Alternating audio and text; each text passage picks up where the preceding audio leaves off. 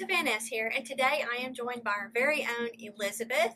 She's an employee here part-time, and she's a full-time college student. She's been with us for 2 years, and she is going to share with us a little bit about her collection. Elizabeth? Okay. So I don't have a ton of Franklin Christophs, but as popular as they are, I really do enjoy mine. And this is the model 66, and I can't remember if this is the Italian ice or not, but it glows purple in sunlight. This is the one that you got for babysitting, right? Yes. And I have one of my favorite shimmer inks in it, which is Pen BBS number 261, which is the truest silver I've seen probably And so it's far. June Pearl, right? No, that's in the other one. Oh, okay. This one we don't have a translation for. Okay. And I just got my one of my new favorites actually, the Vanness 80th anniversary one, and It's a Bexley. yes, it's the Bexley, and it has the gorgeous material from Jonathan Brooks, and it has a stub nib, and I've been experimenting more with broader nibs, so I've really enjoyed it. Now, what nib was it? That one is in the model 66. That's the Sig nibs that they make.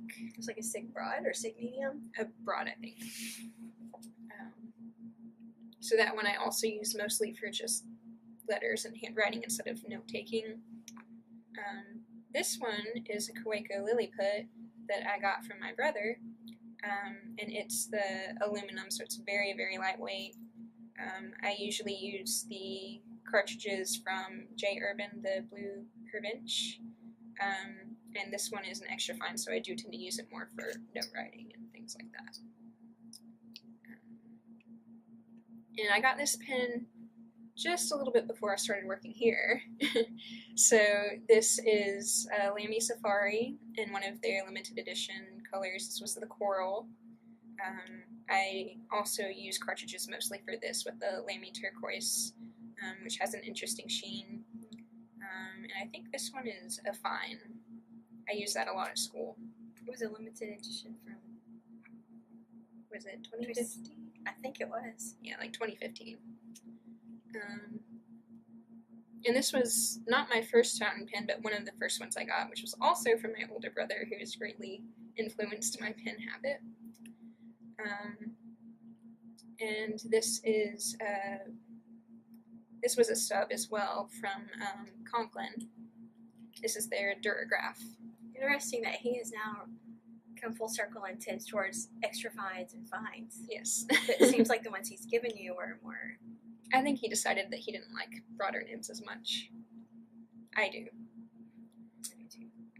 And this one is a more recent acquisition, but it was still like a year ago.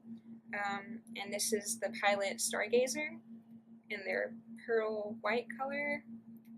And it's not another stub, is it? Oh, it's a medium. This was my in-between pen to kind of even out my collection. And I have Pen BBS June Pearl in this one. Okay.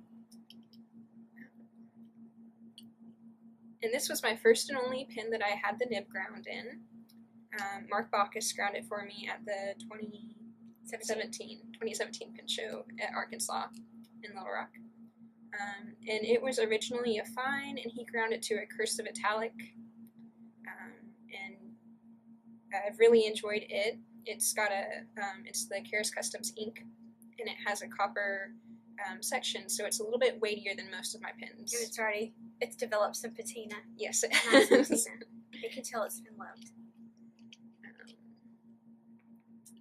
And then I have one more Franklin Christoph. This is the model 45 in their ghost material. And I actually got this on the second run that they did. I was studying abroad in China at the time, and I couldn't view a lot of different social medias online, but I could view Reddit. And I saw an announcement that somebody had posted that Franklin Christoph had their second round of ghost material 45s out. And I immediately texted my brother. I don't know what time it was here. really early, and I asked him to order it for me because I couldn't use their website in China.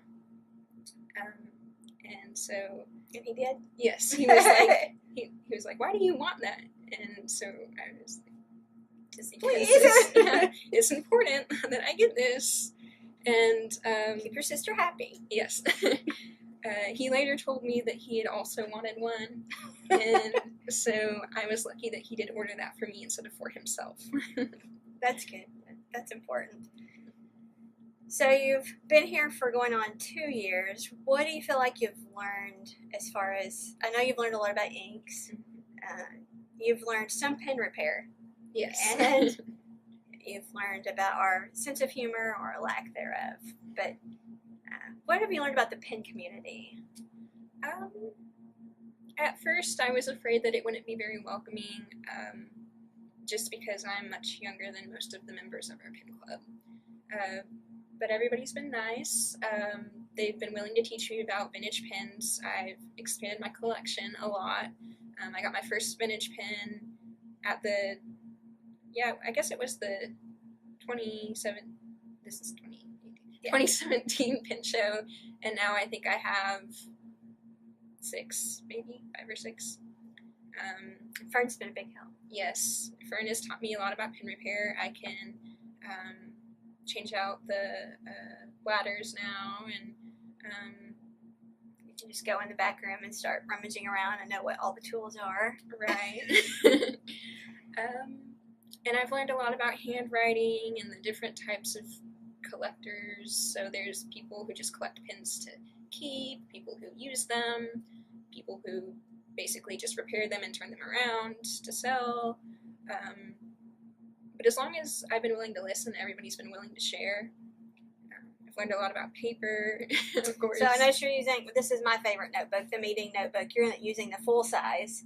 Yes. But we do test a lot of paper. Is this your favorite, or is this the one that's just most handy? Like paper-wise on your everyday? For everyday paper, not so much. This is just really handy for work. I used to use the smaller version, but I found that recently it's nicer to have more room. Keep giving you too many jobs to do. But for myself, if I'm writing letters or cards, a lot of times I like blank paper. For school, a lot of times I'll use lined or dotted. Any particular brand? I use Rhodia a lot for school. Then I use Life a lot for just personal notes. For life? Yes, for life. And I recently, what was it? I've used Clairefontaine quite a bit, and I've been using paper blanks for journaling. So are you into sheen or shade on your paper? More shade than sheen. I like sheen, but sometimes I can find it distracts me a lot from what I actually wrote. I'm like, oh, that's really pretty, and then I don't really focus on as much about what I'm writing as much as just the seeing the ink on the page. That's easy to have happen. And then what would be your favorite ink? I know it changes. At least it does for me.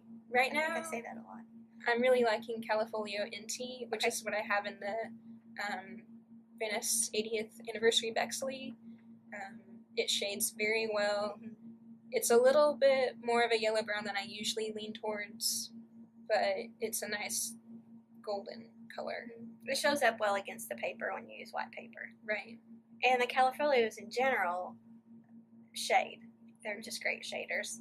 Unless you get to the blue blacks, the purple blues and stuff, those don't shade as much, but they do. Their browns really, and yellows and oranges tend to shade really nicely. The broader the nib, the better it does, and you like those broad nibs. Yes. And then, of your collection, which is the most used pen? Which would be your everyday writer? I use the Lamy Safari and the Kaweco Lilliput the most of all of them. And is it it's just for practicality purposes as far as it's the size of the nib? Yeah, they're lightweight. They do well on most paper. I tend to keep blue ink in them so that there's not any issues with wild colors. So do people at school, because you are in college, do people at school ask about your pens? Yes. Usually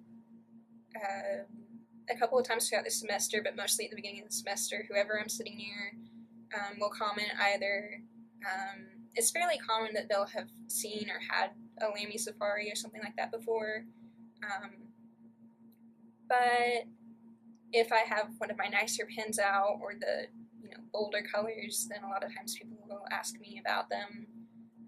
Usually nobody asks to borrow them. They know better. So, that's good. And you haven't told us what your major is, so I bet they'd love to know what your major is.